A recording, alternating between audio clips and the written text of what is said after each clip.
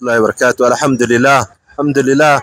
Kwanza tunamshukuru Mwenyezi Mungu na kumtakia rehma na amani zimfikie kiongozi wa umma huu ambaye sio mwingine ila ni Bwana Mtume Muhammad sallallahu alaihi wasallam. Tuko katika kaunti ya Bungoma, town ya Bungoma inshallah. Mimi wananiita Salim.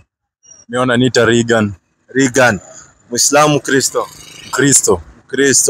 Regan, ungependa kuuliza Waislamu swali gani? Mimi swali ningependa kuuliza Waislamu ni unajua sijakuwa nikielewa mbona Muislamu akikufa anazikwa haraka alafu hiyo ahusishe na mambo na mochari. Haya, alafu na pia ningependa kujua. Ngoja kwanza tumalize hiyo alafu uulize hiyo nyingine. Kwanza mtu akifa tunazika siku hiyo kwa sababu mwili wa binadamu ukifa unaanza kuoza. Mwanadamu yote, iwe wewe, iwe mimi, iwe rais ama nani, yote atakayekufa, mwanadamu akifa mwili yake inaanza kuoza immediately. That's why munapeleka mwili kwa mochari. Mkipeleka mochari lazima ikatwe hapa iwekwe dawa. Unaona? So sisi hatupeleke mwili kwa mochari, ndio unaona tunazika siku hiyo. Kwa sababu hiyo kupeleka kwa mochari bado ni gharama unajiwekea, na mtu akifa mambo yake hapa duniani yamekwisha, yamekatika. Maana yake anaingia katika maisha mengine. So ndio unaona tunamstiri haraka. Na ni mambo matatu tumeambiwa katika Uislamu yanafaa kuharakishwa. Mojawapo ni mtu akifariki anafaa kuzikwa siku hiyo. Asiwekwe sana kwa sababu ile mwili inaanza kuoza. Alafu wewe umeniambia Mkristo, si ndio? Angalia hata Biblia inasema mtu akifa azikwe siku hiyo. Shida ya Wakristo ni moja, viongozi ndio hawawafunzi. Viongozi wanahitaji sadaka kwa wingi, lakini kuwafunza mambo ambayo yanatakana kwa mwanadamu wanawaficha. Hebu sikiza inasemaje mtu akifa. Matendo ya Mtume 5 aya ya 5 inasema kitu gani? Anania aliposikia maneno haya akaanguka akafa. Anania aliposikia maneno hayo akaanguka akafa. Ilitokea nini? Hofu nyingi kawapata watu wote waliosikia haya. Yaani watu wakawa na hofu kwa sababu mtu akifa watu wafurahi, wanakuwa na hofu. Vijana wakaondoka wakamtia katika sanda, wakamchukua nje wakamzika. Unasikia, pia mtu hazikwi na suti, mtu hazikwi na nguo, mtu anazikwa na kitambaa inayoitwa sanda. Sanda ni kitambaa nyeupe mtu anafungwa nayo. Nguo zinachukuliwa zinapewa maskini. Sio kuzika mtu na suti. Sasa wewe ukipeleka mtu na suti unamzika, wewe maisha yako umeishi duniani labda hata hujavaa suti. Iko haja gani mtu akuletee suti ukiwa maiti? Hiyo ni ukweli, hamna haja. Hata mimi napenda mtu anipe kitu wakati niko hai, sio wakati nimekufa, kwa sababu ukiwa hai ndio utabariki ule mtu, mwambie Mungu akubariki. Unaona? Lakini ukiwa maiti huwezi mwambia Mungu akubariki. So maiti tunafunga na kitambaa nyeupe inaitwa sanda, na ndio unaona hata Biblia inakubaliana na hiyo. Unafunga na kitambaa nyeupe inaitwa sanda, mtu akifa unazika. Na kabla hujamfunga na kitambaa anaoshwa. 9:36. Kuoshwa hakuna kutolewa matumbo, hapana. Nyinyi ndio mnapeleka mwili pale mochari, inafanyiwa postmortem. Postmortem ndio hiyo, unatolewa vitu kwa tumbo. Lakini kwa Uislamu hakuna. Sikiza inasemaje, angalia vizuri, usiwe na wasiwasi. Na mwanafunzi mmoja alikuwa Yafa. Mwanafunzi mmoja alikuwa Yafa. Jina lake Tabitha. Tena alikuwa kiitwa Tabitha. Tafsiri yake ni Dorkasi, yani paa. Mwanamke huyo alikuwa amejaa matendo mema na sadaka alizozitoa. Ikawa siku zile akaugua akafa. Hata walipokwisha kumuosha. Unaona, hata walipokwisha kumuosha. Maiti akifa anaoshwa. Akiwa ni kijana kama wewe anaoshwa na vijana wenzake. Akiwa ni mzee anaoshwa na wazee wenzao au mwanaume. Pata vizuri Akiwa ni mwanamke anaoshwa na wanawake wenzao. Hakuna watu wanaoheshimu wanawake duniani kama Waislamu. Mwanamke hata akifa na ni Muislamu hawezi kwenda kuoshwa na wanaume, bado ataoshwa na wanawake wenzake. Alafu akafiniwe vizuri, ndio wanaume watachukua waende kuzika, kwa sababu wanaume ndio wanazika, sio wanawake. Wanawake wanakaa kando, wanaume wanazika. Kwa nini? Kwa sababu wanawake wana hofu sana, wanalia mpaka wanaanguka pale kwa kaburi. Swali jingine. Leta. Sawa, mimi ningependa kujua hii matumizi ya huenda tissue paper hizi nini haziruhusiwi mbona kwa Uislamu, kana kwamba unapata unatumia maji? Asante. Tissue paper haina shida. Sawa Nielewe vizuri. Tissue paper haina shida. Unaweza ukatumia tissue paper lakini umalizie na maji. Sawa? Kwa sababu ile sehemu inatakana usafi. Ukitumia tissue paper peke yake unabakisha uchafu pale. So inatakana utumie maji. Ukienda haja kubwa, haja ndogo, utumie maji kwa sababu maji ndio usafi. 5:6 Qur'an. Nataka umuonyeshe kakangu. 5:6 Qur'an. 5 aya 6 inasema. A'udhu billahi minash shaitani rajim. Bismillahir rahmanir rahim. Naam, ungerudi hapa hivi wewe aliye hivyo 5:6 Qur'an. Enyi mlioamini. Enyi mlioamini. Mnaposimama ili mkasali, basi osheni nyuso zenu na mikono yenu mpaka vifundoni na mpake vichwa vyenu, na osheni miguu yenu mpaka vifundoni, na mkiwa na janaba basi ogeni, na mkiwa wagonjwa au mmo safarini au mmoja wenu ametoka chooni. Unasikia, tunaambiwa mtu yote akitoka chooni atumie maji kwa sababu maji ni usafi.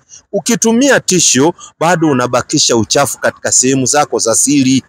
Unaona So maji ndio inatoa ile uchafu yote. Na ndio unaona hata wakati ilikuja corona katika nchi ya Kenya tuliambiwa tutumie maji, hatukuambiwa tutumie tishu. Kwa nini? Maji ndio usafi.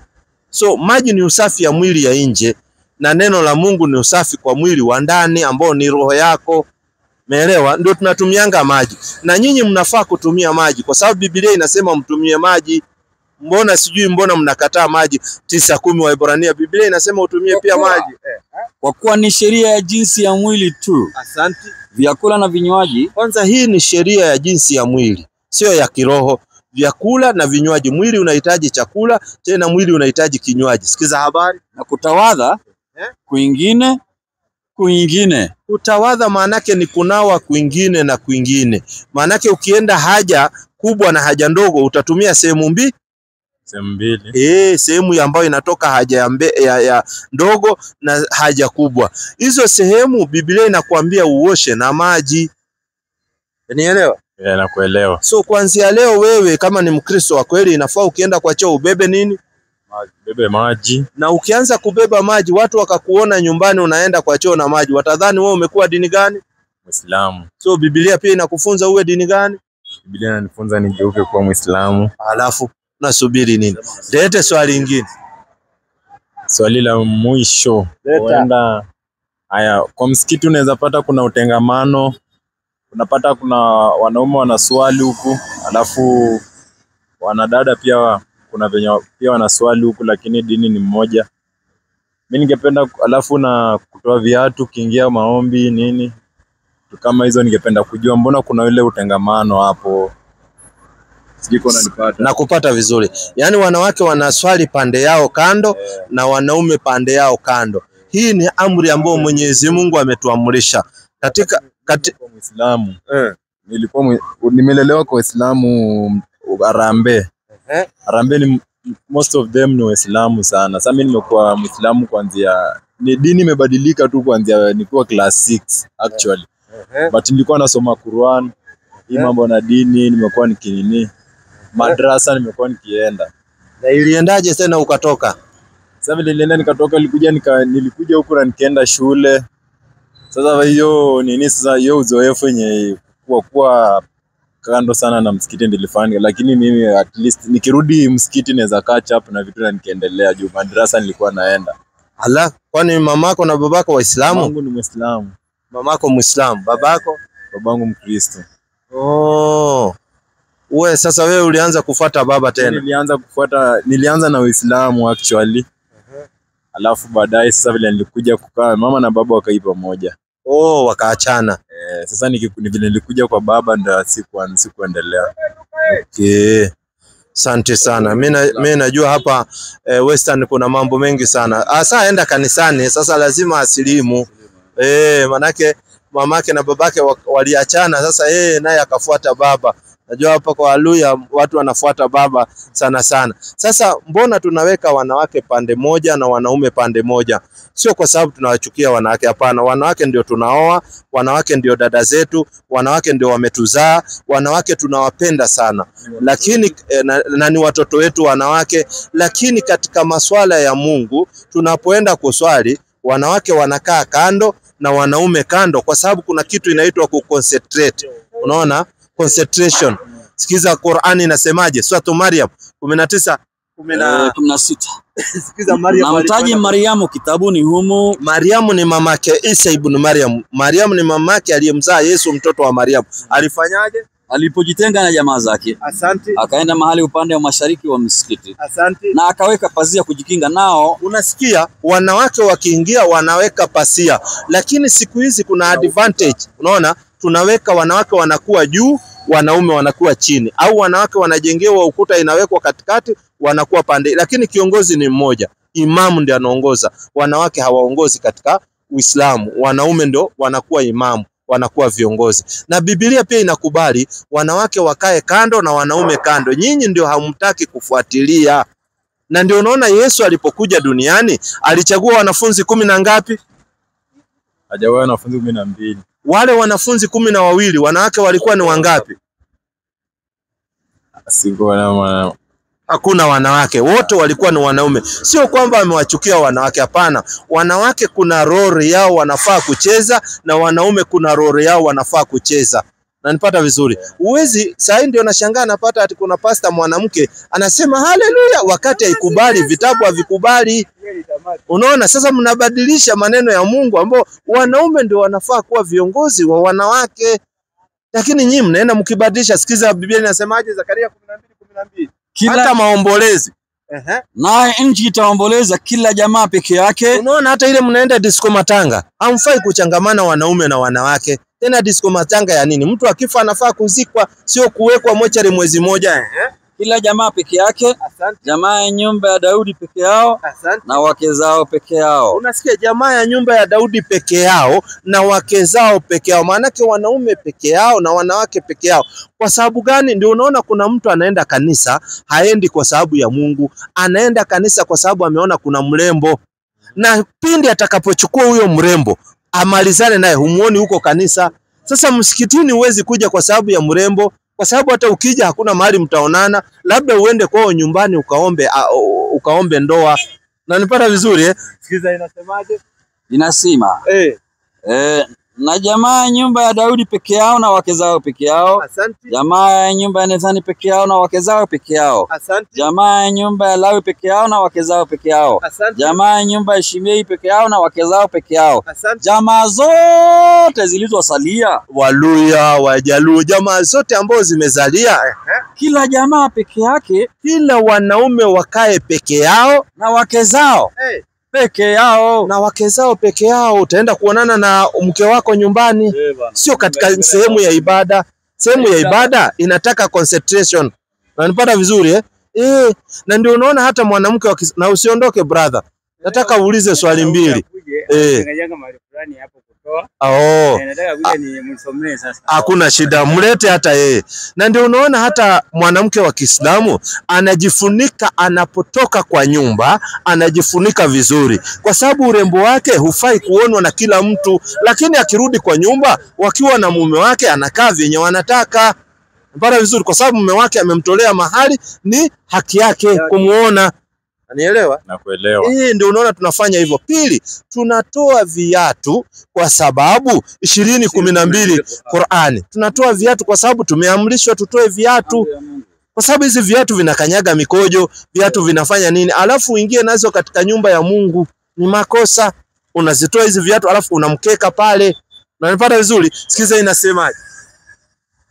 Basi alipofika akaitwa, ewe Musa, bila shaka mimi ndiye Mola wako. Asante. Basi vua viatu vyako, hakika wewe uko katika bonde takatifu la Tua. Kumbe Musa wakati anaongea na Mungu aliambiwa atoe viatu vyake, lakini sio viatu vya kiroho. Unajua wachungaji wanakuambia, ndugu nakwambia hizi ni viatu vya kiroho. Musa aliambiwa atoe. Roho inavaa viatu namba ngapi? Kinachovaa viatu ni miguu. Kuna mtu anavaa namba 9, kuna mtu anavaa namba 12, kuna mtu anavaa namba 8. Sio roho inavaa viatu. Unajua tatizo ambao nimekuja kuligundua ni kwamba wachungaji wanabadilisha kila kitu. Yaani wakiona inasemekana kiatu anakuambia sio kiatu ya mguu, ni kiatu ya roho. Somebody say hallelujah. Hii yote ni janja na janja ule. Kiatu ni ya mguu ndio unafaa kutoa. Na Biblia nayo inasemaje? Watu watoe kiatu ya mguu, sio ya roho. Hapana. 5:12 Yoshua. 5:12 kitabu cha Yoshua. Na dada anakukaribisha pia. 5:12 ama 14. Niangalilie Yoshua. Unajua haya mambo mengi hamuelezwi, kwa sababu pindi unapoingia pale wewe mtu anaangalia kupanda tu mbegu. Hauelezwi kuwa kuna mambo yanafaa uyafuate. Sikiza habari inasemaje? Yoshua 5:14. 5:14 mambo ni ya Yoshua inasema. Muonyeshe asikie ni kiatu ya wapi, sio ya roho. Akasema, lakini nimekuja sasa nili amiri wa jeshi la Bwana. Asanti.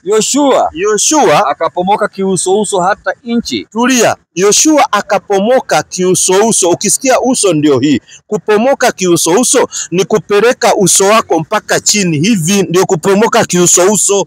Na nyinyi wakati mnafanya ibada hamtaki kupeleka uso chini. Na hakuna ibada inayokubaliwa bila kupeleka uso chini. Nyinyi mnachokifanya ni kuomba, mnaomba lakini hamuabudu. Sikiza habari sasa. Akapomoka kiuso hata inchi, naye akasujudu. Akamuuliza Bwana wangu, aniambie nini mimi mtumishi wake? Huyu amiri wa jeshi la Bwana akamwambia Yoshua, vua viatu vyako miguuni mwako. Sikiza. Tulia. Sio vua viatu vyako rohoni mwako, hapana. Wachungaji ndio wanabadilisha. Vua viatu vyako miguuni mwako. Miguu ndio inavaa viatu. So wakati unaabudu Mungu inafaa utoe viatu vya miguu, sio vya roho. Leo mnaimba mpaka wimbo ati Musa aliambiwa toa kiatu ati ya roho. Hakuna kiatu ya roho. Roho ativua kiatu ya roho. Roho inavaa kiatu namba ngapi? Kinachovaa viatu ni miguu, sio roho. Musa alitoa viatu miguuni hakutoa. Kwa kuwa mahali hapo usimamapo ni patakatifu. Kumbe alikuwa amesimama sehemu takatifu. Yoshua akafanya vivyo hivyo. Akatoa viatu vyake miguuni mwake. So tunatoa viatu kwa sababu tunaenda kuzungumza na Mwenyezi Mungu. Umeelewa? Kwa dini hashadi. Uko tayari kurudi kwa dini ama bado? Urudi katika Uislamu, kwa sababu Uislamu ndio dini na ndio njia ya ukweli. Na ukifa wewe bila kuwa Muislamu unaingia katika Jahannam. Kwa sababu Mungu anasemaje katika Qur'an? Wewe umeniambia ulikuwa umeanza kusoma Qur'an. Sikiza Qur'an nasemaje? 385 Qur'an inasema. Na alhamdulillah wewe haitakuwa unaanziwa alif ba ta tha, hizo unajua utakuwa si unaona, itakuwa ni kuendelea. Urudi katika dini. Mimi najua western kuna mambo mazito lakini anayetaka dini isiyokuwa ya Kiislamu, na yeyote anayetafuta dini isiyokuwa ya Kiislamu basi haitakubaliwa kwake. Mungu anasema hatokubali dini nyingine isipokuwa ya Uislamu. Naye akhira, na yeye siku ya mwisho atakuwa katika wenye hasara kubwa kabisa. Utakuwa katika watu wenye hasara. Kakangu, hatupendi uende katika hasara. Fuata dini ambao mamako alikuwa ndio dini ya ukweli. Baba lazima utamheshimu, lakini maswala ya dini, Uislamu ndio dini ya ukweli. Umwambie mimi nimeamua kuwa Muislamu kwa sababu Uislamu ndio dini ya kweli. Wewe ni babangu, mimi nitakuheshimu kama baba. Utamfanyia mambo yale mzazi anafanyiwa, lakini ikiingia maswala ya ibada, wewe lazima uende ukaabudu msikitini kwa sababu Uislamu ndio kweli. 6:126 Qur'an. 6:126 inasema. Angalia babu Na hii dini ya Uislamu. Ndio njia ya Mola wako iliyonyoka. Yani Uislamu ndio njia ya Mwenyezi Mungu iliyonyoka. Sasa wewe ulitoka kwa Uislamu ukaenda kuingia katika upotovu. Mungu amekujalia akakuleta katika nuru. Wewe ukatoka katika nuru unataka kwenda katika giza. Rudi katika nuru wakati uko hai. Hatujui tunaishi miaka ngapi. Na mtu hakufi kwa sababu amezeeka, hapana. Mtu anaondoka, hata mtoto mdogo anaondoka. Hii dunia tunaishi kwa muda mchache. Leo unatangaza kifo cha ndugu yako ama ndugu, unatangaza kifo cha rafiki yako, kesho chako kitatangazwa. Ishi utakavyoishi, lakini ujue siku moja utaondoka katika hii ardhi. Furahi utakavyofurahi, lakini ujue utalazwa kaburini siku moja. na utaenda kuulizwa yale uliyoyachuma katika ardhi. Unasemaje urudi katika Uislamu, dini iliyo safi? Tena mamako atafurahi zaidi. Mimi niko tayari kurudi kwenye dini. Asante. Nianza nayo. Asante. Nyanyua kidole. Sema bismi. Bismi. Lahi. Lahi. Rahman. Rahman. Rahim. Rahim. Ashhadu. Ashhadu. An. La. Ilaha. Illa. Allah. Wa ashhadu. Anna. Muhammadan. Rasulu. Lahi. Sema nakiri kwa moyo. Na kutamka kwa ulimi. Ya kwamba hapana mola apasaye kuabudiwa kwa haki isipokuwa Allah. Sema nakiri kwa moyo. Na kutamka kwa ulimi. Ya kwamba hakika ya Muhammad ni mtume wa Mwenyezi Mungu. Nakiri na kuamini. Mwenyezi Mungu nijalie nife nikiwa Muislamu. Kwa maneno machache usakuwa Muislamu. Ulikuwa unaitwa nani mbeleni? Mbeleni nilikuwa naitwa Ali. Alafu sasa ukatoka ukakuja kuitwa sijui gani wengine? Reagan. Sasa Reagan alikuwa ni sijui rais huko sijui Amerika, na ukiambua hata maana yake ujue karibia hapa. Sasa unasemaje urudi uitwe Ali, ama kuna ingine ungependa? Ningependa ingine. Gani? Majina ni mengi katika Uislamu, unajua kuna Hassan, kuna Hussein, kuna Salim, kuna Omar, kuna Abubakar, kuna nani? Ungependa jina gani katika Uislamu? Ningependa jina Sherif. Sharif. Ama hiyo si Kiislamu. Sharif lazima kuwe na jina nini? Sharif ni jina nzuri. Abubakar. Mashaallah. Abubakar, mashaallah. Karibu sana Abubakar. Sasa tungependa pia tuandamane na wewe hapa leo magharibi, tuswali pamoja, ndio tukuonyeshane na imamu hapa, angalau ndio ushikiliwe kidogo uweze kupata nini. Na Ali yuko hapa. Mnasalim. Wewe wanakuitaje? Anaita Salim. Mimi naitwa Frederick. Muislamu, Mkristo? Mimi ni Mkristo. Swali gani ungependa kuwauliza Waislamu? Hebu injika swali tusikie. Mimi upande wa kwangu ndani niulize kwa Kristo, hata siwe salamu. Unajua mali imenishinda akili. Wanasema ati unatoa unabarikiwa. Na Waislamu naonanga nyinyi mnasaidia maskini. Sasa katikati mimi na sisi wa Kristo na Waislamu, Mungu ako tofauti ama Mungu ni mmoja? Kwanza Mungu ni mmoja. Hakuna Mungu wawili. Ila katika swala la kutoa ndio swala wa Kristo wanadanganywa kwa wingi. Wanadanganywa kuwa wanamtolea Mungu, wanampa Mungu. Mungu hahitaji sadaka. Mungu hachukui sadaka. Mungu hakuli sadaka. Hapo ndio mnadanganywa. Lakini kutoa sadaka unapata baraka kutoka kwa Mungu. Lakini hiyo sadaka unafaa kupea nani ndio akule? Sio kila mtu anafaa kula sadaka. Mchungaji hafai kula sadaka. Labda awe ameingia katika hii kitengo gani? 960 Qur'an.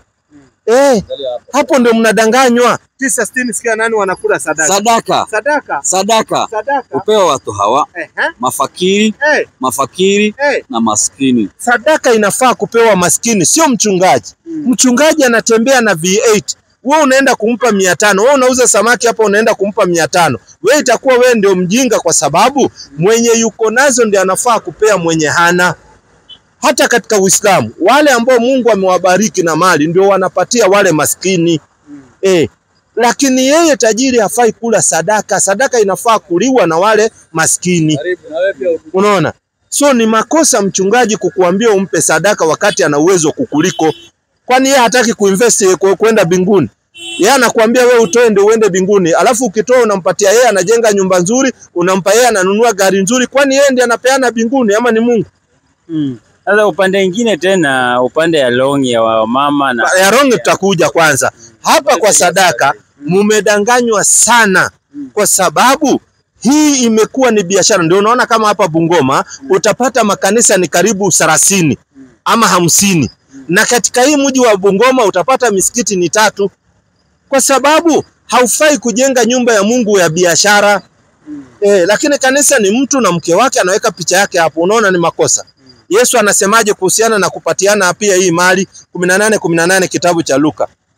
Na Yesu hakuchukua sadaka. Hapa ndio mnanyang'anywa zaidi. Wewe unafaa kwanza upatie maskini, wale ambao watu hawajiwezi. Si unaenda kupatia tajiri. Kwanza ushibishe watu nyumbani. Alafu uanze na nyumbani kwanza. Nasema hivi. Kitabu cha Luka 18:18. Tena mtu mkubwa mmoja alimuuliza Yesu akisema, Mwalimu mema, nifanye nini ili nipate kurithi uzima wa milele? Yesu akamwambia, mbona unaniita mwema? Hakuna aliye mwema ila mmoja, naye ndiye Mungu. Wazijua amri? Usizini, usiue, usiibe, usishuhudie uongo, waheshimu baba yako na mama yako. Akasema, haya yote nimeyashika tangu utotoni mwangu. Yesu aliposikia hayo, alimwambia, umepungukiwa na neno moja bado.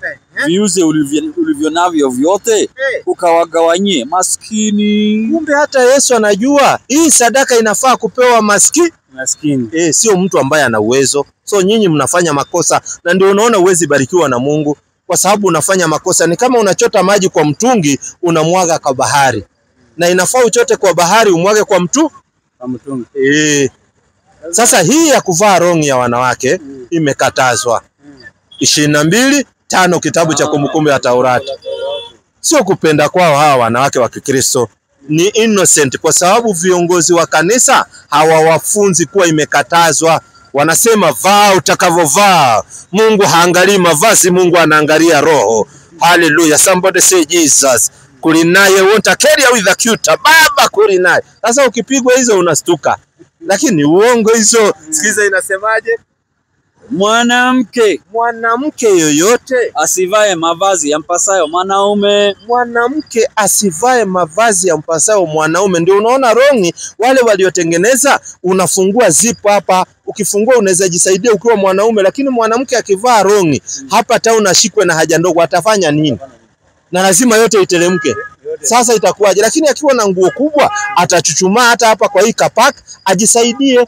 Unanipata? Sikiza inasemaje? Wala mwanaume asivae mavazi ya mwanamke. Asante. Kwa maana kila afanyaye mambo hayo ni machukizo kwa Bwana Mungu wako. Unasikia, ukivaa hizo trouser na nini, we mwanamke ukatoka nazo kwa watu, kama atavaa lazima avae nguo nyingine kubwa juu ambayo hionekani hizo trouser, kwa sababu trouser inaonyesha figa ya ule mwanamke. Ni makosa. Lakini nyinyi mkienda kanisa hamuambiwi na mchungaji, na ukienda kumuuliza atakwambia unajaribu kuuliza roho wa Mungu maswali. Unaona, sasa utababaishwa hivyo. Ndio hivyo, ni makosa. Wanafaa kuvaa nguo nzuri, tena nguo ya adabu. Na ukitaka gari unaombewa, mchungaji akitaka gari inachangiwa. Wewe usijiulize hiyo kitu. Hata kiwanja, yeye akitaka kununua kiwanja, nyinyi mnaambiwa mchange mnunue kiwanja ya mchungaji. Lakini wewe ukitaka kununua kiwanja, wewe unaambiwa kuja tukuombee, na tena hiyo maombi unaambiwa lazima ulete 10,000 ndio tukuombee. Hata mimi mwenyewe niuliza, ni kwako na pastor mwingine hapa tu town. Alikuwa ananunua hapa nanasi. Nilikuwa nimesimama pale. Nikamwambia pastor, hata mimi nilioko ni kule. Akasema, wewe ndio unanipatie mimi ubarikiwe. Ala, kwani yeye akikupatia hawezi barikiwa? Ati mimi nasema mpatie nimbarikiwe. Yeye amebarikiwa kitambo, wewe. Ati yeye alibarikiwa kitambo. Hiyo ni uongo. Hapa tuko mananasi hapa. Sasa ndio hiyo. Yaani wao ni kama wao ndio wanatoa baraka. Baraka inatolewa na Mungu, na pia wao wanafaa kutoa. Si anapokea tu. Mchungaji anafaa kwenda. Sasa hapo ndio imenishinda akili, nikikaa na hata siendi kanisa, haina kanga. Sasa umeachana na kanisa. Hata ulifanya vizuri kutokwenda kanisa. 11 wa Korinto 17. Kumbe ulifanya vizuri, usiende tena. 11:17 unakaa hivi, lakini sio vizuri kukaa hivyo, unafaa uende msikiti. 11:17 ulifanya vizuri. Kwanza 11:17 angalia hapo. Inasemaje? Lakini katika kuagiza haya si wasifu. Kwa nini? Ya kwamba mnakusanyika si kwa faida bali kwa hasara. Kuna watu wanakusanyika lakini hawapati faida, wanapata hasara. Watu gani hao? Kwa maana kwanza mkutanikapo kanisani. Allah, kumbe Biblia pia inasema mkienda kukutanika pale mnapata hasara. Inafaa mpate faida. 8 Qur'an. 72:18. Wewe achana na kanisa sasa, ulifanya vizuri kuacha, lakini sasa inafaa uende msikitini. Na kuwa Muislamu ni free, kama kaka yetu venye umeona amekuwa Muislamu free, na msikiti iko hapa tu karibu.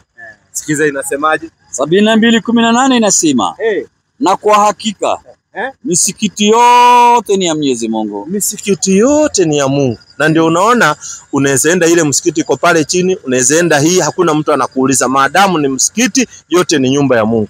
Na hautawahi ona msikiti imewekwa picha ya imamu na ya mke wake, ama umewahi ona? Ninaona wa Kristo peke yao. Kwa sababu sasa ya Waislamu huwezi ona picha ya mtu. Hapana, kwa sababu ni nyumba ya Mungu. Una swali lingine ama ungependa kujiunga kuwa Muislamu? Sasa mimi ngoja mwaka ujao kwanza, nataka iishe kwanza kama Mungu atanipa uzima. Ndio mwaka ujao ikiisha hivi ndio nitaamua sasa. Asante. Kuna hii kitu mnaenda kusherehekea 25th December. Ni nini hiyo? Sio nasemaga ati Christmas. Christmas ni nini? Ati tunakumbushwa Yesu Kristo Yesu kuzaliwa kwake. Hiyo ni uongo. Yesu hakuzaliwa Christmas. 25 December ni mtu aliachiliwa kutoka gerezani, alikuwa ni mfalme. Tena alifungwa kwa tuhuma za kuwa yeye ni mfisadi. Alipoachiliwa ndio watu wake wakasherekea, sio Yesu alizaliwa. So nyinyi mnasherekea mtu kuachiliwa gerezani, sio Yesu kuzaliwa. Sikiza Biblia inasemaje? 52:31 Yeremia. Umsaidie tu for free. Hata ikawa katika mwaka wa 37 wa kuhamishwa kwake Yehoyakini mfalme wa Yuda, katika mwezi wa 12. Mwezi wa 12 ndio mnaita December. Siku gani? Siku ya 25 ya mwezi ndio mnaita 25th. Sikiza nini ilitokea? Evil-Merodaki mfalme wa Babeli katika mwaka wa kwanza wa kumiliki kwake akaminua kichwa chake Yehoyakini mfalme wa Yuda akamtoa gerezani. So mfalme wa Yuda ndio aliachiliwa, watu wakasherekea. Na wewe Mkenya unasherekea mfalme kutolewa gerezani, sio Yesu kuzaliwa. Sio, ni kama upate Waganda ama Watanzania wakisherekea Masujade. Masujade ni Wakenya wanakumbuka 7 Kapenguria, Jomo Kenyatta, sijui Rubia, wale waliachiliwa hapa Kapenguria. Sasa hiyo inawahusu Wakenya. Nayo hii ni mfalme aliyoachiliwa huko, inawahusu hao, haituhusu sisi. Wewe ukadanganywa ni Yesu alizaliwa wakati hakuna. Kama ni Yesu kuzaliwa, atazaliwa mwezi gani? 1:26 Luka. Hebu nihesabie usikie. Mmewekewa vitu vingi wa Kristo, poleni lakini mlibebeshwa mizigo mingi. Mlibebeshwa mizigo mingi sana. Nimeona hata wengine ati mke wa pasta anaitangwa mam. Sasa utamuhitaji mam na yeye hajakuzaa. Sasa ati mke wa pasta. Unajua sasa watu wengi wanainamia pasta na mke wake. Si ndio nimeona ati kila mwanamke anatoa sijui 500 ati wafanyie shopping mam. Tena wanamuita mam. Wakati mtu ako na mamake, unafaa kuita mamako mam, sio huyu. Huyu ni mke wa mtu shehe. Unaenda kumuita mamu aje, ati naye pasta unamuita baba. Baba gani? Baba yako yuko nyumbani. Baba yako aliyekuzaa yuko nyumbani. Hebu sikiza. Mwezi wa 6 malaika Gabriel alitumwa na Mungu kwenda mpaka mji wa Galilaya, jina lake Nazareti, kwa maana mahali bikira aliyekuwa ameposwa na mtu jina lake Yusufu, wa mbari ya Daudi, na jina lake bikira huyo ni Mariamu. Akaingia nyumbani kwake akasema, salamu uliopewa neema, Bwana yu pamoja nawe. Naye akafadhaika sana kwa ajili ya maneno yake, akawaza moyoni, salamu hii ni ya namna gani? Malaika akamwambia, usiogope Mariamu, kwa maana umepata neema kwa Mungu. Tazama, utachukua mimba na kuzaa mtoto mwanaume, na jina lake utamuita Yesu. Kumbe ameambiwa mwezi wa 6 Mariamu atapata mimba. Mke wako akipata mimba mwezi wa 6 na mimba inakaanga miezi 9, atazaa mwezi gani? Mwezi wa 4 au wa 3 huko mwisho. So kama Yesu alizaliwa ni mwezi wa 3. So hii kusherekea Krismasi ni mwizi aliachiliwa gerezani. Sio mwizi, yani alikuwa ni kiongozi. Ni mwizi tu kwa sababu alikuwa ni kiongozi akawa anafanya corruption. Ndio tuhuma alizofungwa nazo. Alikuwa ni mfalme, wakasema amefanya corruption ndio akafungwa. Wakati anaachiliwa ndio watu wakasherekea. Sasa wewe unasherekea mtu kuachiliwa gerezani. Shuari. Christmas. Christmas ni mtu aliachiliwa gerezani. Karibu katika Uislamu. Sasa wewe enda ujiandae, kama utakuwa na swali lingine sisi tunakukaribisha. Uwe Muislamu, na kuwa Muislamu ni free. Sawa? Karibu sana. Wewe ni Muislamu Mashaallah.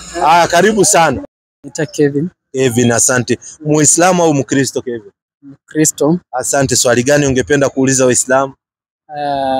Mbona mkifa sikia sija tunatolewa manini kwa tumbo? Huyu ameambiwa Waislamu wakifa wanatolewa matumbo. Sasa hiyo inaitwa propaganda. Muislamu akifa hatolewi matumbo. Wanaotolewa matumbo labda wale wanapelekwa mochari wanafanywa postmortem.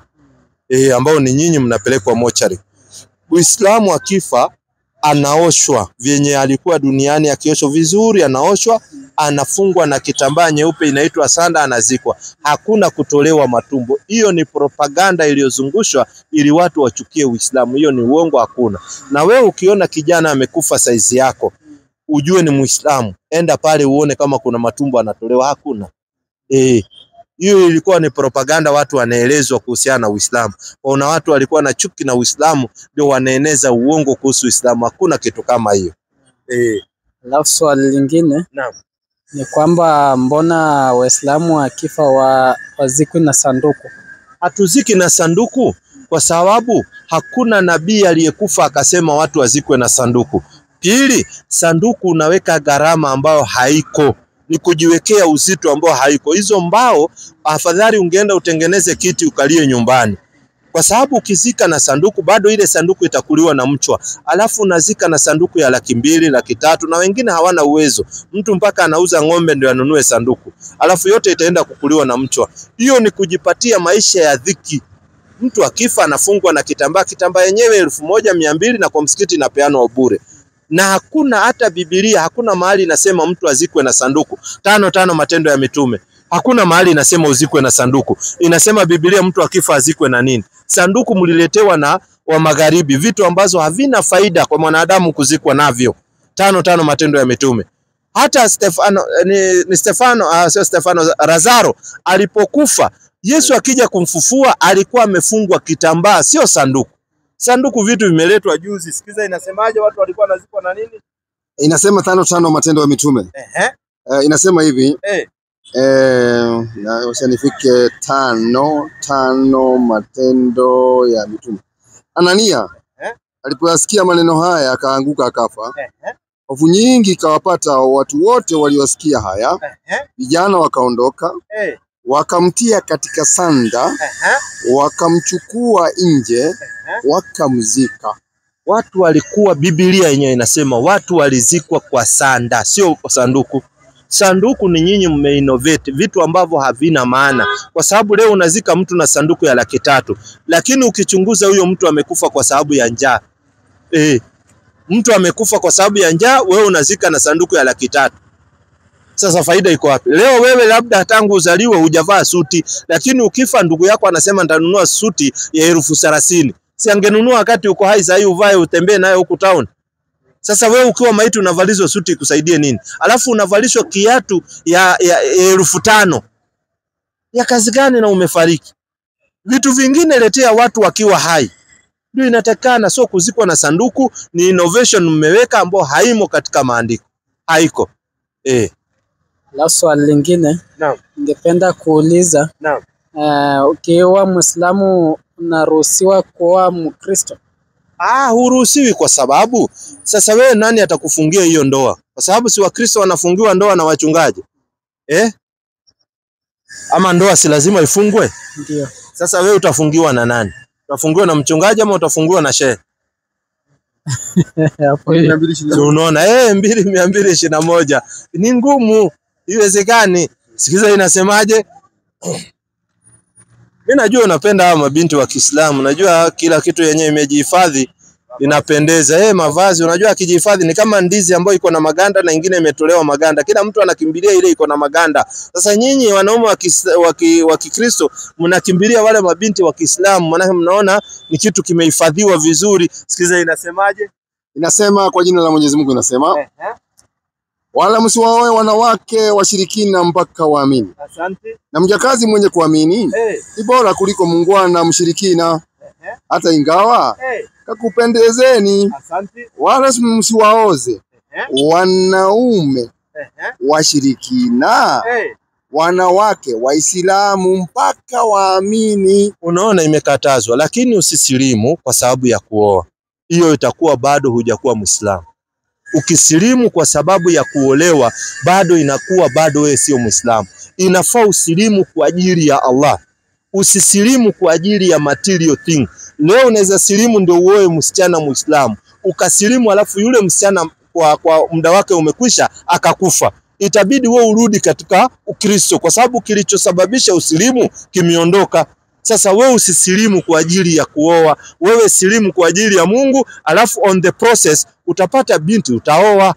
Na nielewa vizuri, lakini usiwahi silimu kwa sababu umependezwa na msichana, kwa sababu itakuwa nia yako, na Allah anatuambia kila mtu atalipwa kwa nia yake. Sasa nia yako wewe umesilimu kwa ajili uoe au umesilimu ndio uolewe, itakuwa bado Uislamu wako sio hujakamilika.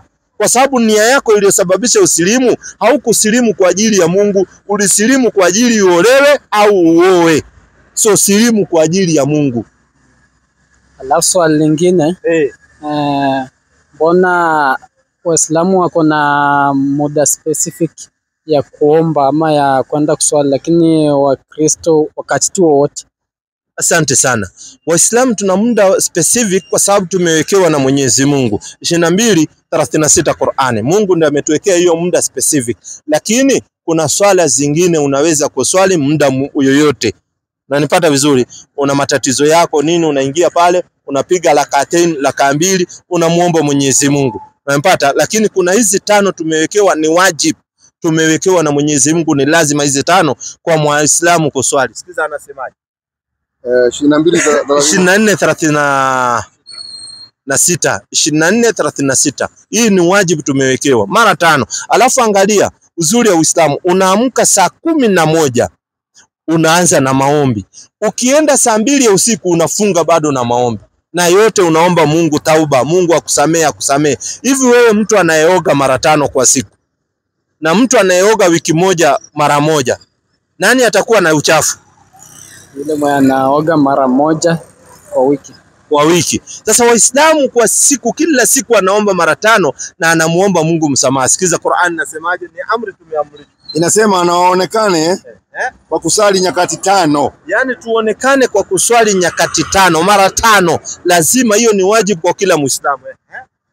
Katika nyumba ambazo Mwenyezi Mungu ameamrisha zitukuzwe, na humo litajwe jina lake, yaani misikiti. Yaani misikiti tunaambiwa tuonekane mara 5 kwa msikiti. That's why unatuona mara 5, sio kwa sababu ya kujifanya ama nini, ni kwa sababu ni amri ya Mungu. Yaani Mungu ametuamrisha tupatikane mara 5 kwa msikiti. La swali lingine, mbona Waislamu hawaruhusiwi kula nguruwe? Asante sana. Kwa nini Waislamu hawaruhusiwi kula nguruwe? 6:145 Qur'ani. Ni kwa sababu ya hiyo. Labda hauko unaijua sababu iko. Mbona tusile nguruwe? Nguruwe mnyama ambaye ameumbwa na Mungu.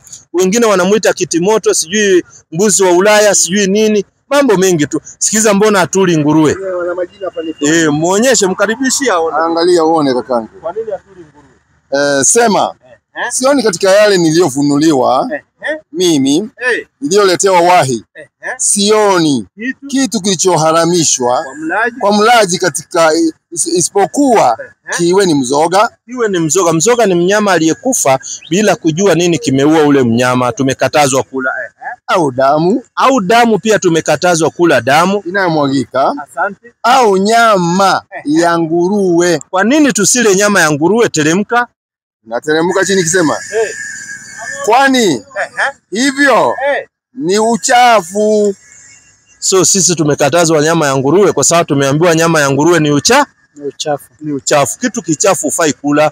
Mungu ndiye ameumba nguruwe na Mungu anatuambia nguruwe ni chafu na yeye ndiye aliumba. Sasa anatuambia tusikule kwa sababu nguruwe ni chafu.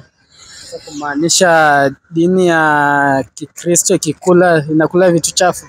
Dini ya Kikristo ikila ni kwa sababu Wakristo wapendi Biblia, wanapinga Biblia. Biblia inasemaje kuhusu nguruwe? 11:7 Walawi. Pia Biblia inakataza, hata Biblia inakataza. So ukiona mtu anayekula nguruwe bado pia hapendi Biblia, huyo sio Mkristo wa kufuata Biblia. 11:7 Walawi. Na nguruwe Muonyeshe ndio aone vizuri Biblia imekataza. Kwa sababu yeye anazo kwato. Yaani Biblia inasema nguruwe anazo kwato, ana zile uzi nguruwe. Ni mwenye miguu iliyopasuka kati. Lakini acheui. Asante. Yeye ni najisi kwenu. Asante. Usile nyama yao. Biblia ndio inasema msikule nyama ya nguruwe. Unajua mchungaji hawezi kusomea hapa. Msiguze mizoga yao. Wala msiguze mizoga yao. Malizia kwa nini? Wala msiguze mizoga yao. Hao ni najisi kwenu. Ukisikia najisi ni kitu kichafu, na Qur'ani imesema ni kichafu, na Biblia imesema msile nguruwe, lakini wewe ukienda mchungaji akufunzi hii inakatazwa. 65:4 ukila nguruwe unaenda motoni, Biblia inasema. Isaya. Unajua mchungaji hata kusomea hii, lazima uje kwa Muislamu akusomee, kwa sababu mchungaji atakuwa ukienda kumuuliza swali atakwambia unajaribu kuuliza roho wa Mungu maswali, piga magoti tukuombee, anakusuasua. Lakini ni makosa kula nguruwe. 65:4 inasema hivi. Sikiza hapa kaka. 65:4 nataka uangalie kitabu kwa sababu unakisoma sana. 65:4 angalia. Waketio kati ya makaburi. Waketio kati ya makaburi. Na kulala katika mahali pao pasili. Na wanalala katika mahali pao pasili. Walao nyama ya nguruwe. Watu ambao wanaokula nyama ya nguruwe, Isaya anasema. Na mchuzi wa vitu vichukizavyo. Katika vyombo vyao. Watu wasemao. Simama peke yako. Usinikaribie mimi. Kwa maana mimi ni mtakatifu kuliko wewe. Watu hao ambao wanaokula nyama ya nguruwe ni moshi puani mwangu. Moto wakao mchana kutwa. So Biblia inasema ukila nguruwe motoni. Qur'ani imesema usile nguruwe ni chafu. Biblia imesema usile nguruwe ni chafu, lakini mchungaji hawezi kukuambia kwa sababu anataka mfuko yako utoe kitu. Sasa hawezi kukuambia ukweli. Swali lingine, weka yote maswali. Swali lingine ni kwamba kwa nini Waislamu wakienda kuswali ama kuomba wao wanainama jama wanafanya nini? Wanapeleka uso chini. Uso chini. Lakini dini ya Kikristo leo unaweza kuwa umesimama ama unaweza chonga chini magoti. Ni kwa sababu Wakristo hawafuati Biblia. Biblia inasema ukiomba upeleke uso wako chini. 7:3 Nyakati. Hai. Nyinyi ni kwa sababu hamtaki kufuata Biblia. Biblia inasema ukiabudu Mungu lazima upeleke uso chini. Sikiza inasemaje? Nyakati wa pili. Nyakati wa pili. Kitabu cha Nyakati. Unajua Nyakati kwa kizungu inaitwa Chronicles. 7:3 Nyakati. 7:3. Muonyeshe. Angalia wana wa Israeli walikuwa wanafanyaje? Angalia maneno hapa. 7:3. Wakatazama wana wa Israeli wote. Asante. Uliposhuka ule moto, utukufu wa Bwana ulikuwa hapo juu ya nyumba. Wakasujudu kifulifuli hata inchi sakafuni. Wakaabudu wakamshukuru Bwana. Wakasujudu kifulifuli hata inchi, ndio inchi sakafuni wakaabudu. So Biblia inasema ukiabudu Mungu unapeleka uso wako chini, unasujudu, unapeleka uso chini. So nyinyi ni kuvyenye hamfunzwi. 4:10 Yesu anasemaje? Yesu mwenyewe anasemaje? Yaani wewe hiyo miaka yote hujaiabudu Mungu. Ile kitu unafanyanga unaendanga kuomba, sio kuabudu. Unaweza ona mtu amekuomba chumvi, unaenda unaomba Mungu, Mungu nipe mali, Mungu nipe nguvu, hiyo. Lakini ibada lazima upeleke uso wako chini. Tena ina humble way. Sikiza inasemaje 4:10? 4:10 Yesu anasema hapa. Angalia. Inasema 4:10 ndio hii hapa niko hapa. Ndipo Yesu akamwambia nenda zako shetani. Kwa nini? Kwa maana imeandikwa, msujudie Bwana Mungu wako, umwabudu yeye peke yake. Yesu anasema imeandikwa umsujudie Bwana Mungu wako, umwabudu yeye peke yake, umsujudie, upeleke uso wako chini. Na nyinyi wa Kristo ni kwa sababu hamfuati Biblia. Biblia inasemaje? 22:19-18 Ufunuo wa Yohana. 22:8 Ufunuo wa Yohana. 22:8. Asikia pole, lakini wewe ni innocent inheritor. Hatuwezi kukuuliza huko unajua. Unaona sasa ndio tumekueleza. Kule tu unaimbishwa. Tutafurahia zote kuolewa naye. Mbinguni tutapumzika. Hiyo tu ndio unaimbishwa. Lakini hufunzwi. Hiyo ndio tatizo. Sikiza inasemaje? Na Yohana ndiyo niliyasikia na kuyaona mambo hayo. Asante. Na hapo niliposikia na kuyaona nilianguka. Nilimsujudu mbele ya miguu ya malaika. Asante. Yule mwenye kunyonyesha hayo. Naye akaniambia, angalia usifanye hivyo. Mimi ni mjoli wako na ndugu zako manabii na wawale wawashikayo maneno ya kitabu hiki. Yeyote anayeshika maneno ya kitabu cha Biblia amsujudie Mungu. Umsujudie Mungu, upeleke uso wako mpaka chini hivi. Yaani nyinyi mnaogopa kupeleka uso chini, mnasema uso itapata uchafu. Lakini hii uso ukifariki inaenda kukuliwa na wadudu kaburini. Na hapa duniani Mungu anakuambia hiyo uso peleka chini uniabudu na mimi nitaenda kukupatia paradise. Lakini wewe ni innocent huko unajua. Na ndio unaona Waislamu tunasujudu 22:77 Qur'an. 22:77 Qur'an. Muislamu yoyote awe tajiri, awe maskini, angalia uzuri ya Uislamu. Hakuna VIP, hakuna viti ya VIP katika msikiti. Akija waziri na ni Muislamu, apate msikiti imejaa, anakaa kule nje mahali amepata nafasi. Lakini kanisani wacha akuje MCA na wewe uko hapo mbele. Sio kama nyinyi wa Kristo. Tofauti wanatembeza mzuri. Washirika hiyo wanakaa kama chini, wengine wanakaa kwa plastic.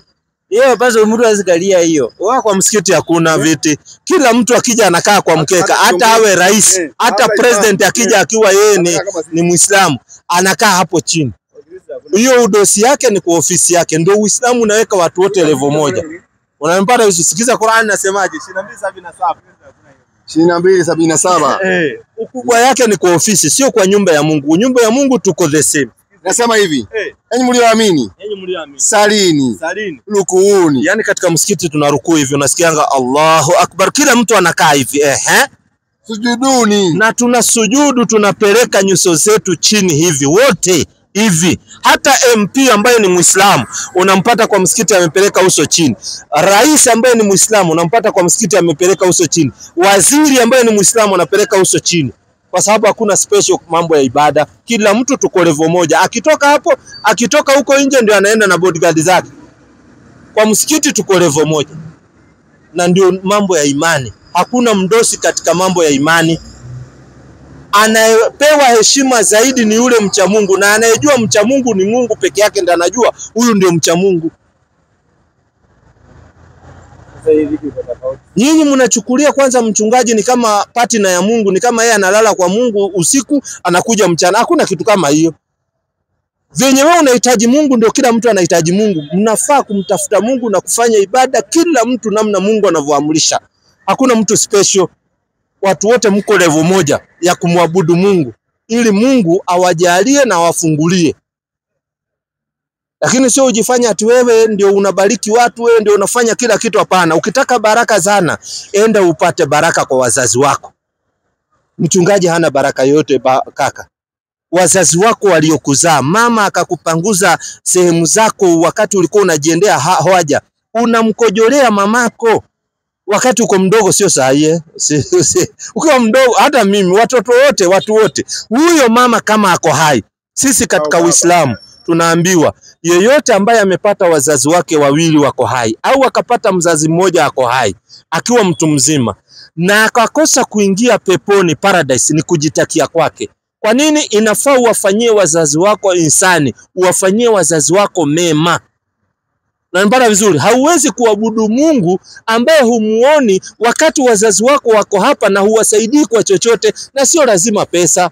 Wazazi kuna kitu unaweza wasaidia, ima kuwasaidia kwa kazi ndogo ndogo ama mambo mengine, mambo mengi tu. Ndio upate baraka ya wazazi. Mzazi akiinua mikono hivi akuombee dua kwa Mungu, hiyo dua irudi. Lakini mchungaji hawezi kuombea dua, hiyo ni mchezo mnafanyanga.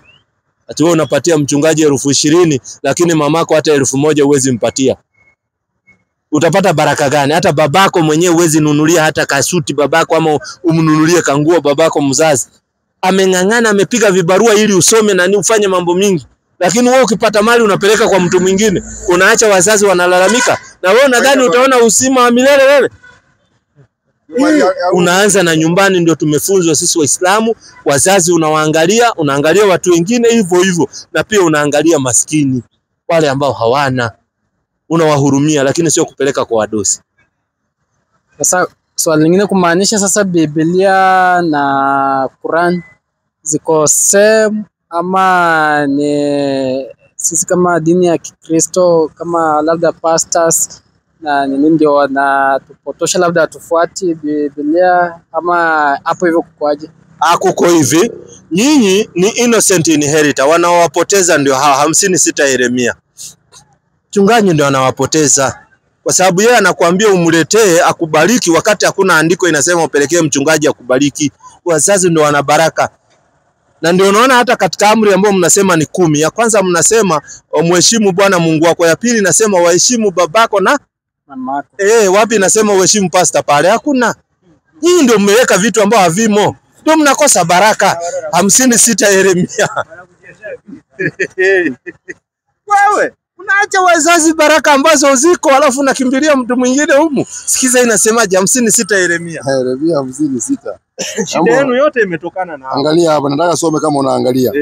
Watu wangu wamekuwa kondoo waliopotea. Kwa nini? Wachungaji wao wamewapoteza. Wewe umepotezwa na mchungaji. Mungu anajua wewe unapotezwa na mchungaji. Tena Mungu anasema kuna hasira na hao wachungaji 13. Zakaria 13. Mungu anasema watu wangu wamekuwa kondoo waliopotea, wachungaji wao wamewapoteza. Leo ukienda kanisa ukaulize mchungaji maswali, ataanza wewe umepagawa na pepo ya Waislamu, mapepo ya maswali. Hata kufukuza. Kwa nini? Hataki akili yako ifunguke. Akiona tu akili yako inaanza kufunguka atakufukuza, kwa sababu utafungua wengine akili. Inasema hivi. 13 Zakaria. Inasema hivi. Hasira yangu imewaka juu ya wachungaji. Hasira ya Mungu nami nitawaadhibu. Mungu anasema hawa wachungaji wote wanaenda kuadhibiwa na Mungu, kwa sababu wamepoteza watu wa Mungu. Leo mchungaji anakuambia siku ya Jumapili usifanye kazi, kwa sababu anajua hiyo siku ya Jumapili yeye ndio yuko kazi. Kwa sababu yeye yuko pale kanisani yako kazi, wewe ukija lazima utatoa. Yeye akienda nyumbani wataenda na bibi yake wakiwa na nini? Na chondo kimejaa hela. So yeye yuko kazi, wewe anakukataza kwenda kazi kutafuta. Sisi hata Ijumaa tunaenda kazi. Tunaenda kwa msikiti kisha tunatoka tunaenda kazi, tunatafuta riziki. Lazima utafute riziki. Usisahau kutafuta riziki yako duniani. Wewe anakuambia usiende kazi kwa sababu anajua hiyo ndio siku yake ya kudhukoma. Akienda pale anakuambia ukitoa alafu unatoa, wewe anabeba na chondo yake anaenda na mke wake. Wewe ukitoka pale unaenda miguu tupu. You must open your mind. Dini haifai kuwa jela kwako. Pana. Haifai kuwa jela kwako. Alafu dini haifai ati inafaidisha tu huyo mtu mmoja. Hapana. Kanisa unapata watu ni 50 lakini hao wengine ni maskini. Mtu mmoja ndio tajiri. Makosa. Inafaa mnainuana. Ingia msikitini watu. Unanipata? Na katika msikiti wale wadosi wanaambiwa watoe kitu inaitwa zaka. Zaka inatolewa inapewa hawa maskini. Ndio maskini watoke katika umaskini, waweze kujisimamia familia zao na maisha yao. Lakini sio hawa maskini watoe wapatie matajiri, hapana. 626 Qur'ani. Nakupa nafasi. 626 Qur'ani. Unajua nyinyi kuna kitu mlifungwa. Alafu kuna kitu moja mmedanganywa zaidi. Ati usisome Biblia huwezi elewa. Ati lazima uwe na Roho Mtakatifu. Alafu Roho Mtakatifu ati anakuwa na mchungaji peke yake. Nani aliyekudanganya? Kwani yeye ndiye anajua Mungu tu? Sikiza inasemaje Qur'ani 626 Qur'ani. Inasema hivi kwa jina la Mwenyezi Mungu.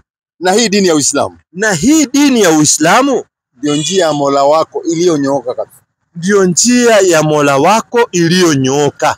Yaani Uislamu iko straight, haina bend hapana. Na Mungu anakuambiaje sasa wewe? 302 Qur'an. 302 Qur'an. Sikiza Mungu anakuambiaje. Sikiza baba, sikiza hapa, mambo mazuri hapa. Leo umekuja penyewe palipo. Inasema hivi. Enyi mlioamini. Enyi mlioamini. Mcheni Mwenyezi Mungu. Kama ipasavyo. Kumcha. Wala msife. Wala msikufe. Isipokuwa mmekwisha kuwa Waislamu kamili. Mungu anakuambia usikufe isipokuwa umekuwa Muislamu. Mimi ambaye nakuzungumzia hapa, mimi nilizaliwa nikalelewa katika Roman Catholic. Mimi unaniona. Nikafundishwa hiyo mambo yote Roman Catholic, nikawa altar boy. Lakini nilipofika mahali nilianza kujiuliza maswali.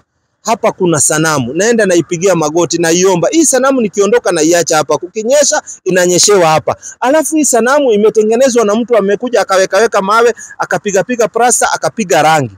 Sasa nikashangaa. Hii kitu hata ukisalimia isalimiki. Nikaona hapa ni mchezo, nikaacha, nikawa Muislamu. Mungu akaniongoza kwa sababu huwezi kuwa Muislamu mpaka Mungu akuongoze. Unaona? So Uislamu unaambiwa usikufe isipokuwa umekuwa Muislamu. Na kuwa Muislamu sio mzigo, ni kuamini Mungu ni mmoja na unaamini Muhammad ni mtume wa Mungu. Ukikubali Muhammad mtume wa Mungu, unakubali Yesu, unakubali Musa, unakubali Ibrahimu, unakubali manabii wote, unakuwa Muislamu. Ya pili ni kusali. Sala mara 5 kwa siku. Alafu unaanza kusoma. Kusoma ni free, ulipishwi na yeyote. Muhammad nani? Muhammad nani? 48:29 Qur'an. Muhammad si Mungu. Unajua kuna watu wengine huku nje wanasema Waislamu wanaabudu Muhammad. Hapana, ukiabudu Muhammad unaenda motoni. Na ukiabudu Yesu unaenda jikoni. Ukiabudu Musa unaenda jikoni. Anayefaa kuabudiwa ni Mungu peke yake. Muhammad ni nani? Muhammad inasema hivi. Kwa jina la Mwenyezi Mungu inasema Muhammad ni mtume wa Mwenyezi Mungu. Muhammad sallallahu alaihi wasallam ni mtume wa Mwenyezi Mungu, ni mtume aliyetumwa na Mungu atuletee ujumbe. Lakini alitumwa kwa watu gani? 21:107 Qur'an. Alitumwa mpaka kwa Waluya. Sikiza Mungu anasemaje? 21:107 Qur'an. 21:107. Mmeshikwa kule kanisani kama mateka boba. Fungueni hiyo minyororo, mtoke, mkuje katika Uislamu muabudu Allah. Sikiza inasemaje? Inasema mitume waliotangulia kabla ya Mtume Muhammad sallallahu alaihi wasallam. Kila mmoja alipelekwa kwa kabila yake na taifa lake tu. Mtume Muhammad sallallahu alaihi wasallam peke yake ndiye aliyepewa utukufu kwa kupelekwa kwa watu wote. Mtume Muhammad sallallahu alaihi wasallam ndiye ametumwa kwa watu wote. Ametumwa kwa Wakikuyu, kwa Waluya, kwa Wajaluo, kwa kila mwanadamu. Mwezi mmoja alikuja kufanya nini? Kutoa 65 Sawa. Haya. Tumuongezee asikie. Ndio akisilimu asilimu kwa roho moja, asiwe na wasiwasi. Tena kusilimu ni free. Alafu sasa kuna baridi, mtu anakuambia kubatiza ya kuingize kwa maji, hakuna kitu kama hiyo. Unapata limuni ya bure, unaenda kudungwa shindano 7. Ya nini? Kusilimu ni maneno. Tusikize inasemaje? Inasema hivi.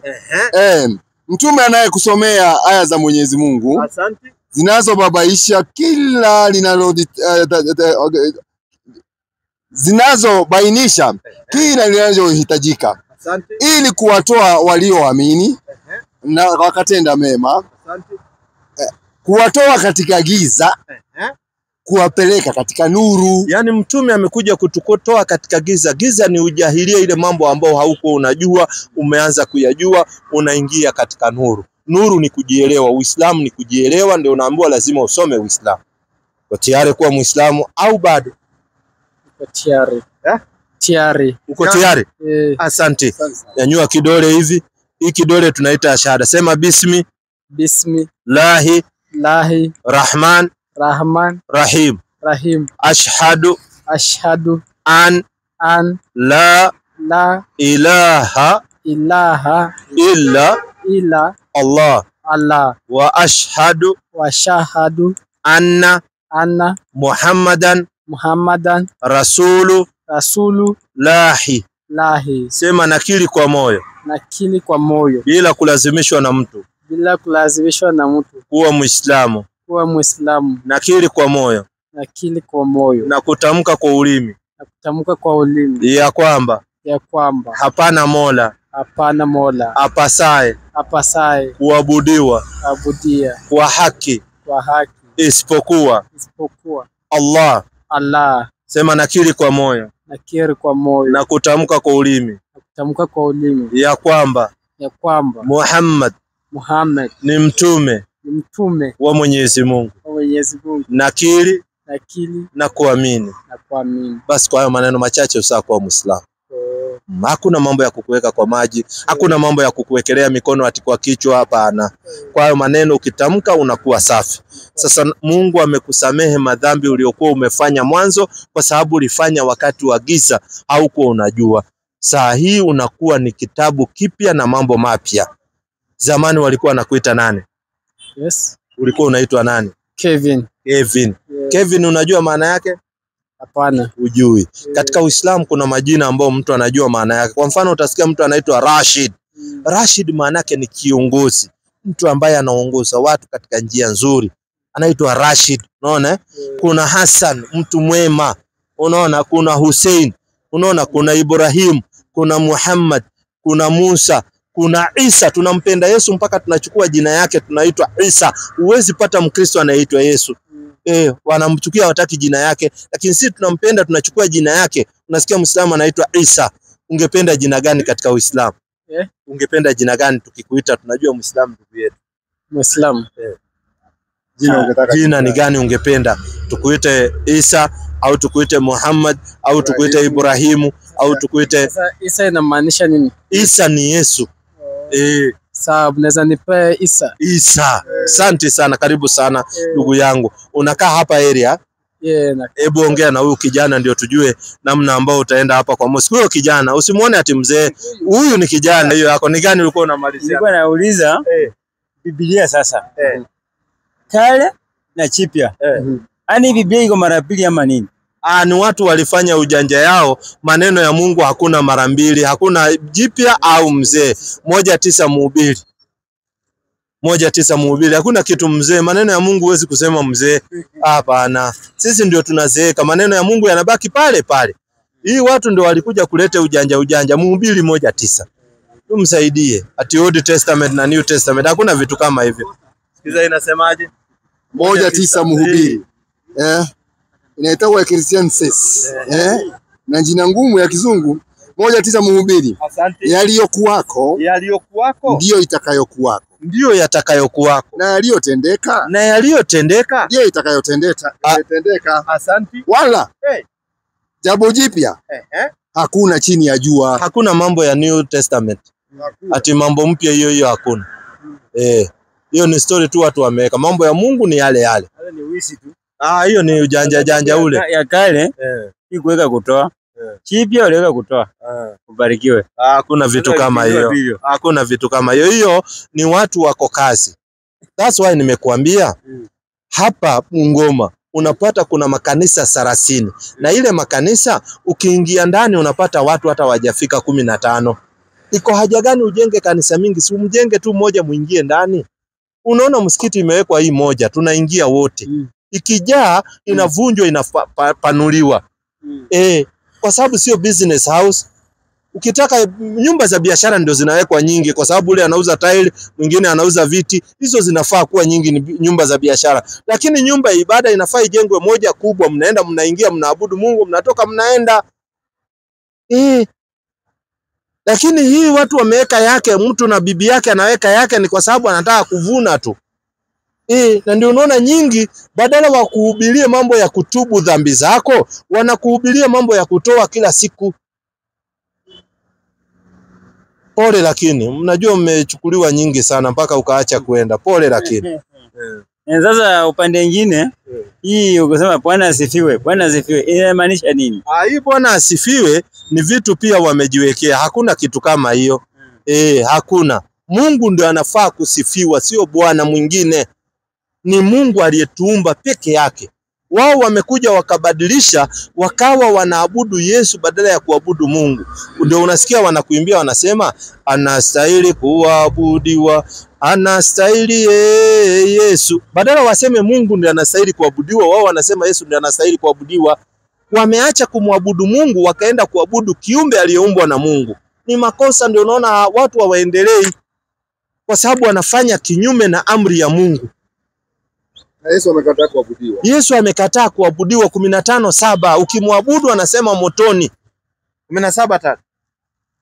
15:7. 15:7. Inasema hivi kitabu cha Mathayo.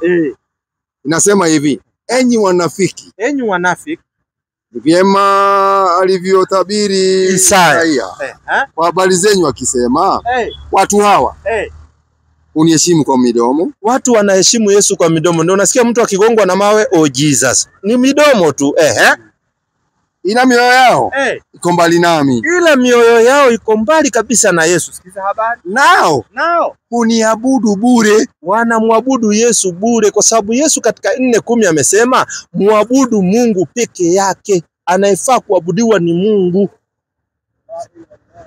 Wewe unaamini Biblia? Sasa unajua mimi siendi sasa nilikataa. Umeachana. Kwa sababu Biblia sikiza inasemaje? Unafaa ufanye nini? 3:11 Luka. Umpe zawadi 11. Pole tu. Umpe tuka zawadi tu. Alafu sasa mambo inakuwa sawa. Ndio uone. Inasema hivi. Akajibu akawaambia. Biblia inasema akajibu akawaambia mwenye kanzu 2. Mtu akiwa na kanzu 2. Si unaona hii nimevaa inaitwaje? Kanzu. Nikiwa na 2 Biblia inasemaje? Ampatie ule asiye. Biblia inasema nikiwa na kanzu 2 nikupe ngapi? Moja. Saa hii nikikupa kanzu ukavaa hapa Bungoma, ukatembea hapa mjini, watu watadhani wewe umekuwa dini gani? Islamu. So Biblia inakufunza uwe dini gani? Islamu. Na kanisani unaenda kufanya nini? Uendange siku hizi. Sasa kuwa Muislamu. Sasa hapana. Hapana, basi wewe enda ufikirie, utulie, alafu kesho tutapitia inshallah. Kama utakuwa na swali lingine utauliza. Enda fanya research zako vizuri, hakuna kulazimishwa mtu kuwa Muislamu. Sikiza Qur'an nasemaje? Qur'an 2:156 tukimalizia. Leo tuende kuswali magharibi. Ngapi? Qur'an 2:156. Qur'an 2:156. Ndio aone na macho yake. Qur'an 2:256. Qur'an inasema hivi. Asante. 56. Muonyeshe aone. Inasema hivi kwa jina la Mwenyezi Mungu. Hakuna kulazimishwa mtu kuingia katika dini. Yaani katika Uislamu hakuna kulazimisha mtu. Kazi yetu ni kukufikishia, kukuambia hii ndio ukweli na hii ndio uongo. Sasa ni wewe ujiamulie mwenyewe. Sasa wewe jiulizie hiyo mambo polepole, chukua kitabu pia soma, alafu utaamua mwenyewe. Ukiamua kama tutakuwa hatuko, msikiti iko hapa karibu. Unaenda pale, unauliza nani imamu, unamwambia nataka kuwa Muislamu. Utasilimu ni free na utasoma free, uanze kuabudu Mola wako. Sawa? So karibu sana. Tumefurahi sana. Asante, karibu. Assalamu alaikum warahmatullahi wabarakatuh.